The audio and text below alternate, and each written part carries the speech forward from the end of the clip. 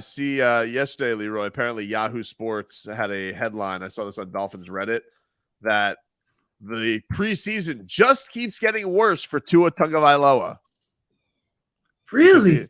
because he had 3 picks. Now, I was unaware that he was having a bad preseason. I was under the impression he was having a great preseason. You know what's amazing? Are football players never supposed to make mistakes? Never. Like, in baseball, they have single A, double A, and triple A. You just work your way through the process, right? In basketball, if you're a player that needs more development, you have the G League. Football, you got to learn on the fly. So you practice to get an idea of what you can and can't do during the game. That goes with coaches. Coaches will try plays and say, hey, this isn't going to work. Let's take a different, run a different play here. You have players who, whether you're covering or blocking or chasing somebody, you have to figure out what's the best way to get it done. And you have quarterbacks. Quarterbacks spend camp and off season trying to figure out, okay, what throws can I make? So you can have days like that. Long as it don't happen on Sunday, we good. That's what practice is for. All of a sudden, we start grading practices like games. Like, Tua completed a bomb to so-and-so. It's not football, it's 7-on-7. Asked this week if he is going to start Tua in the second preseason game. Mike McDaniel said, quote, I got it. You want me to give an answer? Sure. Do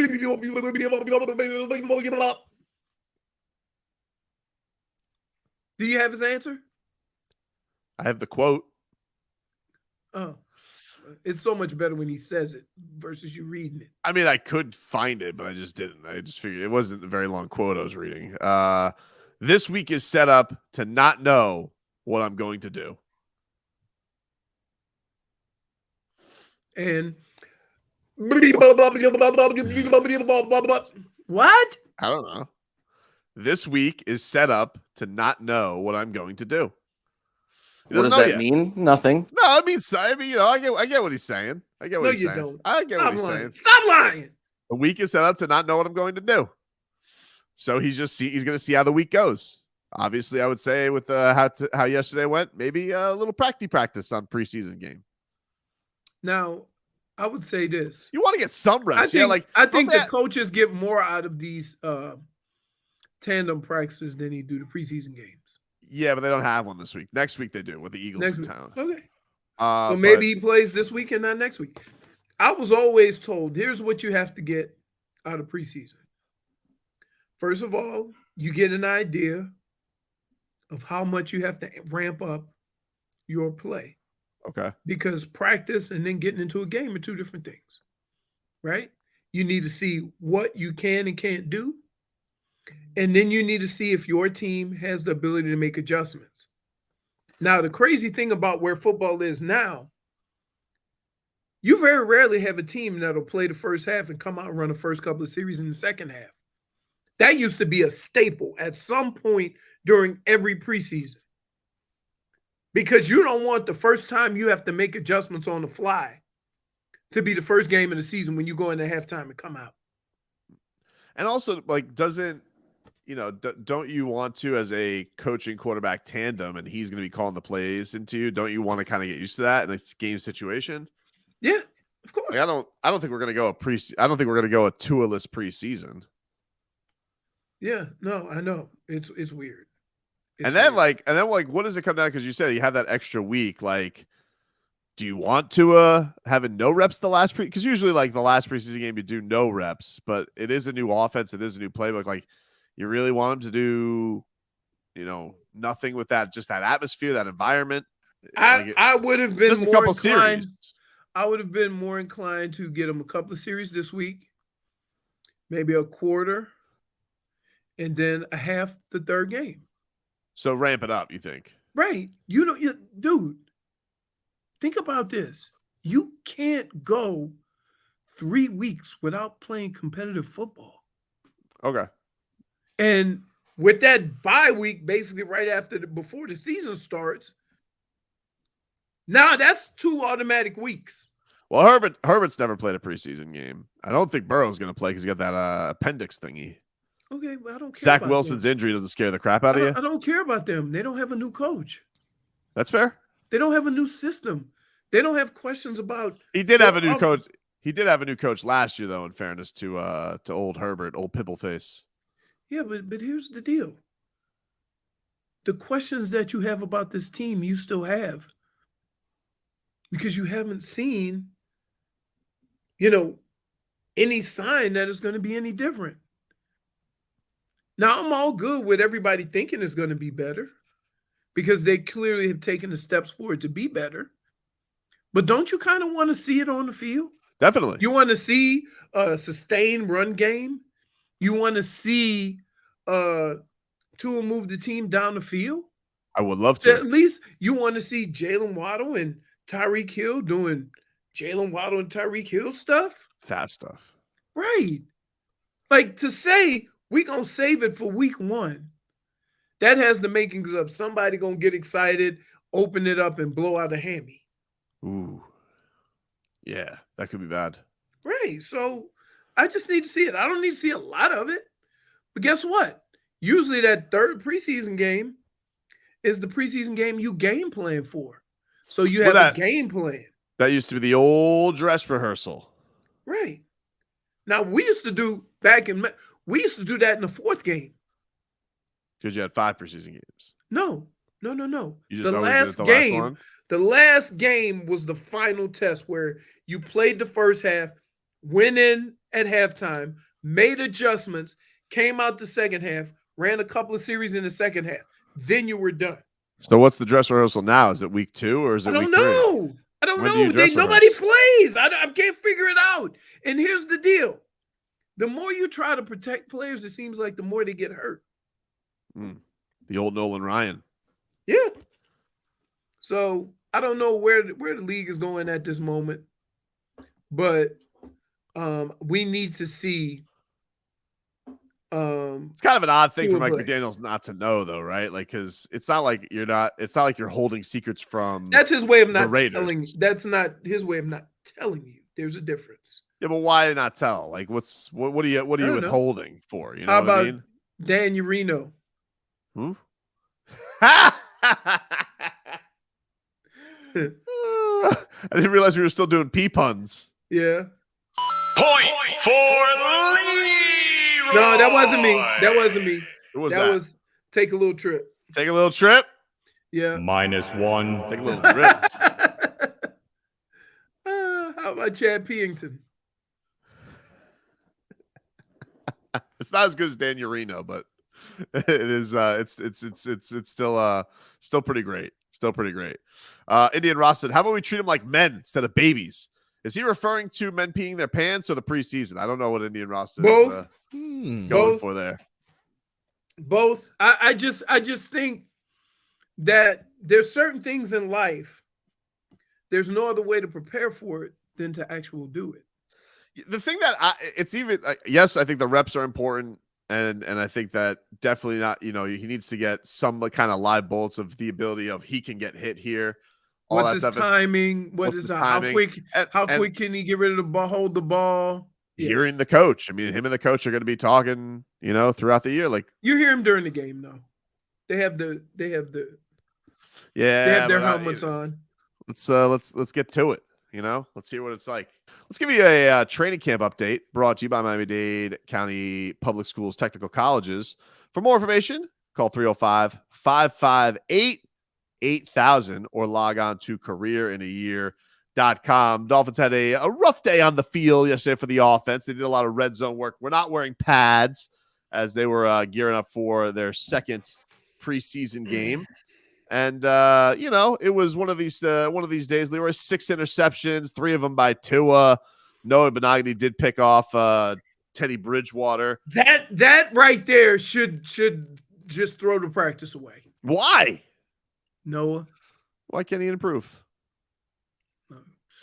Improve? What? In 3 years? I'm just saying. All right.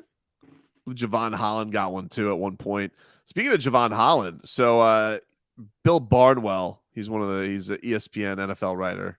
Mm-hmm. He does these things of predicting 25 NFL breakout candidates for 2022.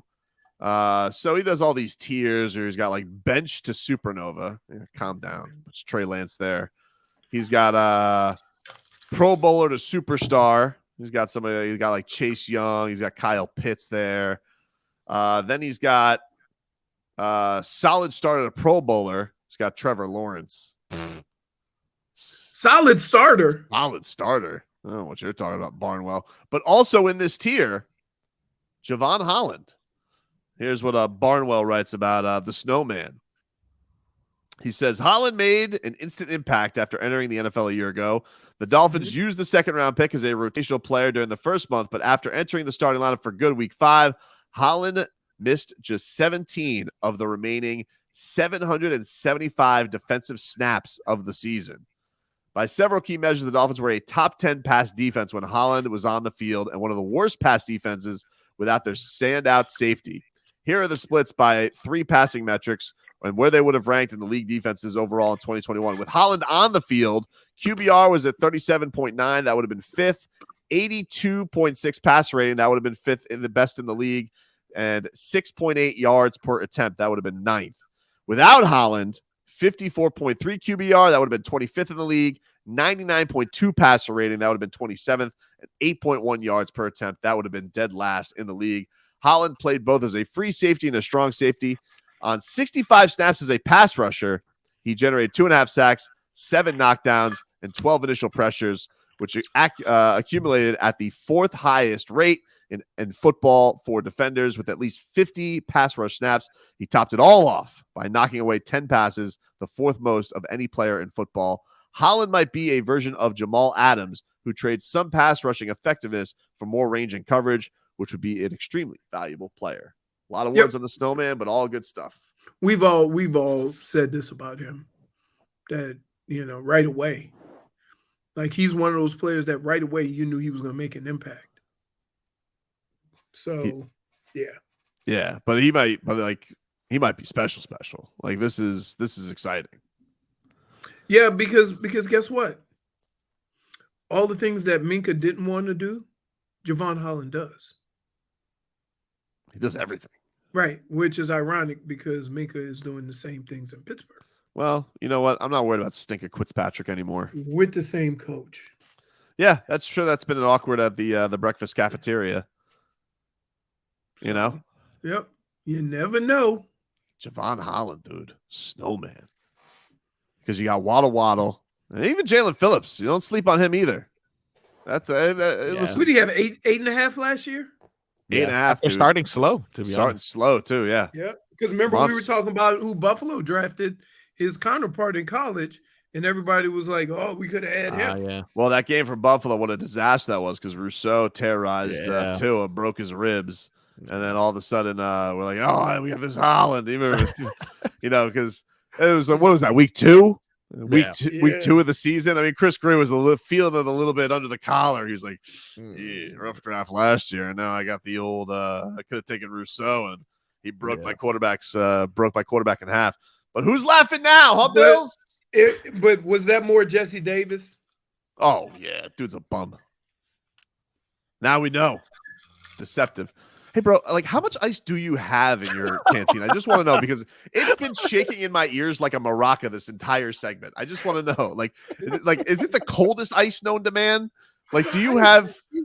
It's juice. I'm drinking juice, dude. It sounds like Antarctica is in your canteen. No, look, dude, it's a big one. I can't see anything because it's a solid. It's a solid thing. But like, you have been shaking that in the microphone for like the last 5 minutes while I've been reading or giving takes, and it's just been like, oh man, like it's right up there with clipping the nails. I don't know what you're talking. Your home etiquette microphone, your microphone etiquette at home, not great. Not great, Bob. May I add that he's also been leaning on that chair? Oh, dude, yeah, you've been. This is you today. This is you.